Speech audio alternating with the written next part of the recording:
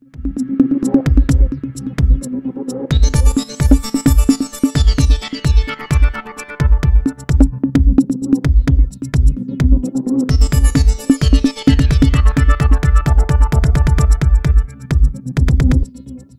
repot nih sekarang jadi Ganjar Pranowo, Gubernur Jawa Tengah itu. Ia memang secara resmi belum pernah ngomong soal copras-capres. Ia masih fokus bekerja sebagai Gubernur Jawa Tengah. Partainya PDIP juga belum angkat suara soal siapa yang akan dimajukan sebagai calon presiden pada 2024 nanti. Tapi kita semua tahulah, Ganjar memang menempati posisi paling atas dalam berbagai survei. Elektabilitasnya top dan luar biasa. Nah, mungkin karena itu gempuran kepada Ganjar itu kayak ombak di pantai selatan. Kenceng banget. Untung aja ini bisa direspon biasa-biasa saja. Soal yang dipersoalkan, gempuran itu ya kebanyakan soal remeh-temeh, bukan problem-problem esensial. Misalnya baru aja kemarin ketika ada kader PDIP yang dapat bantuan perbaikan rumah di Jawa Tengah. Kebetulan Basnas atau Badan Amil Zakat Nasional Jawa Tengah emang juga punya program serupa, membangun rumah-rumah yang memang tidak layak huni. Jadilah budget untuk itu turun dari Basnas sebagian, nggak semua. Tapi rupanya program itu dimasalahkan orang. Ganjar dituding menggunakan dana Basnas untuk kader-kader partainya. Lucu nggak? Iya, gue sih ngelihatnya lucu. Lah, ketika Basnas Jateng memberi bantuan, kan ditujukan untuk para mustahik. Mustahik itu orang-orang yang layak dapat zakat, orang-orang yang layak dibantu. Para mustahik itu karena ini Basnas Jawa Tengah, cocoknya ya warga Jawa Tengah. Sedangkan warga Jawa Tengah itu terdiri dari beragam orang yang punya afiliasi politik beda-beda. Ada yang milih PDIP, ada yang kader PKS, ada yang kader PAN, dan lain-lain. Jadi kalau ada beberapa orang kader PDIP yang memang memenuhi syarat sebagai mustahik dan kemudian dibantu Basnas, pertanyaannya masalahnya di mana?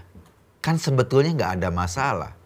Gua rasa bukan hanya kader PDIP yang bisa atau menerima manfaat dari Basnas Jawa Tengah. Gua yakin seyakin-yakinnya banyak kader partai lain juga menerima manfaat serupa. Sebab ketika menurunkan bantuan kan Basnas nggak ngelihat lo dari partai mana. Lo memilih capres siapa, lo memilih gubernur mana. Yang penting lo punya syarat atau memenuhi syarat sebagai mustahik. Kalau memang program bantuan bedah rumah ya rumahnya udah bobrok, udah nggak layak ditempatin. Itu yang cocok mendapat bantuan. Sejak jadi gubernur, Ganjar memang memanfaatkan semua potensi untuk mengejar atau menurunkan angka kemiskinan warganya. Warga Jawa Tengah, apapun agama dan afiliasi politiknya, sepanjang dia warga Jawa Tengah, tentu akan mendapat manfaat dari program-program gubernur, dari program-program Pemda, termasuk dari bantuan-bantuan yang bisa dimanfaatkan untuk kesejahteraan warga. Soal bantuan perbaikan rumah misalnya, lo tahu nggak? Lebih dari 1 juta rumah di Jawa Tengah yang sudah merasakan manfaat dari program ini. Budgetnya ya ada yang dari pribadi gubernur, ada yang dari APBD, maksudnya dana Pemda Jateng, ada juga yang berasal dari bantuan lembaga sosial atau lembaga pengumpul sedekah seperti Basnas ini. Ingat ya, yang dibedah rumahnya, yang mendapat bantuan untuk perbaikan rumah itu sejak Ganjar jadi gubernur itu lebih dari 1 juta rumah. Gua mau bilang lagi, lebih dari 1 juta rumah.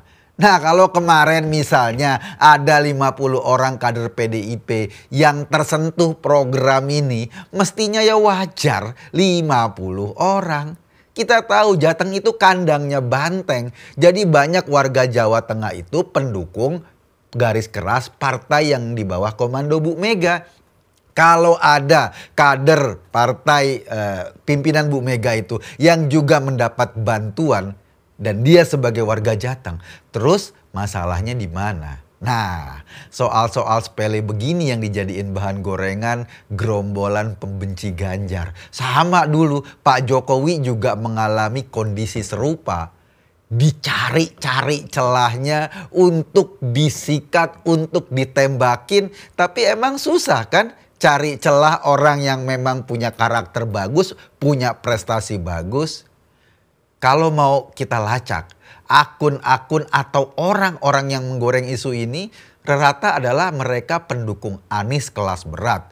Mereka juga yang dulu menggoreng berbagai fitnah terhadap Jokowi saat Pilpres 2019 lalu. Jadi sebetulnya kondisi ini atau isu-isu yang disebar itu belum beranjak dibandingkan tahun 2019. Orangnya itu juga. Gampang kok lihatnya.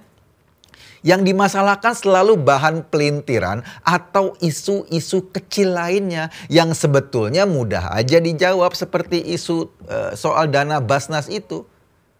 Tapi ya, gue kasih tahu, nggak tanggung-tanggung loh yang melintir isu. Anwar Abbas, wakil ketua MUI Pusat, ikut goyang-goyang juga di atas isu ini. Ia kemudian teriak-teriak Basnas Jateng perlu diaudit. Kayaknya Pak Anwar nggak ngerti deh. Basnas itu kan Pak Anwar, dia itu lembaga pemerintah. Yang namanya lembaga pemerintah, semua laporannya itu harus diaudit BPK. Kenapa juga sekarang ada usulan audit? Kan tinggal lihat aja audit BPK-nya. Sementara Pak Anwar, MUI yang juga menerima bantuan dari pemerintah emang pernah diaudit. Atau sudah ada auditnya diumumkan ke publik. Kan nggak tahu kita. Nah, gara-gara isu goreng-menggoreng receh ini, saking sebelnya, itu ketua Basnas Jawa Tengah loh. Dan ketua Basnas Jawa Tengah yang juga ketua Majelis Ulama Indonesia namanya Pak Daroji sampai berkomentar. Kata Pak Daroji, mereka-mereka yang meramaikan isu ini sebetulnya hanya mau menjatuhkan nama baik Ganjar doang. Isu ini, kata Pak Daroji lagi, digunakan untuk membunuh karakter Ganjar. Maklum sih, namanya juga tahun politik. Apalagi elektabilitas Ganjar Pranowo selalu paling moncer. Padahal Ganjar sama sekali belum ngapa-ngapain dalam soal copras-capres. Bandingin deh sama Anies yang udah ngebut kampanye padahal belum waktunya. Yang udah teriak-teriak dia sebagai capres padahal tiketnya belum ada. Bukan apa-apa. Kalau mau dilihat dari prestasi emang susah mencari celah untuk nembakin Pak Ganjar. Prestasinya di Jateng boleh dibilang moncer. Selain tadi 1 juta rumah yang dibangun atau 1 juta rumah rakyat yang dibantu perbaikan sehingga menjadi rumah yang layak. Sejak era kepemimpinan Ganjar Pranowo di Jawa Tengah, kemiskinan itu menurun cukup drastis. Jadi ketika Ganjar duduk sebagai gubernur Jawa Tengah, jumlah orang miskin di Jawa Tengah itu menurun. Coba lo bandingin sama Jakarta deh. Di era kepemimpinan Yohanes Baswedan, angka kemiskinan di Jakarta justru meningkat. Artinya selama Anies mimpin Jakarta, rakyat Jakarta yang miskin jadi tambah banyak. Ya, tapi kan beda ya. Ganjar ini rupanya bukan orang yang suka berpolemik untuk hal-hal remeh-temeh atau hal-hal kecil atau pelintiran-pelintiran model kayak gini.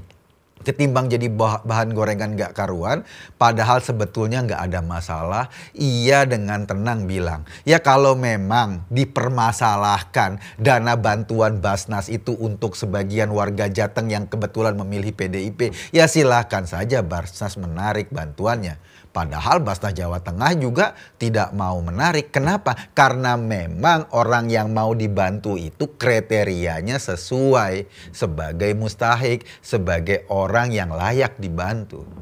Toh Pada awalnya sebetulnya Ganjar mau membantu dengan uangnya sendiri untuk bantuan kepada kader PDIP yang rumahnya tidak layak huni itu. Tapi karena Basnas punya program serupa dan sasaran yang ditujukan sudah diverifikasi dengan hasil tanpa masalah, ya Basnas akhirnya bersedia juga untuk membantu.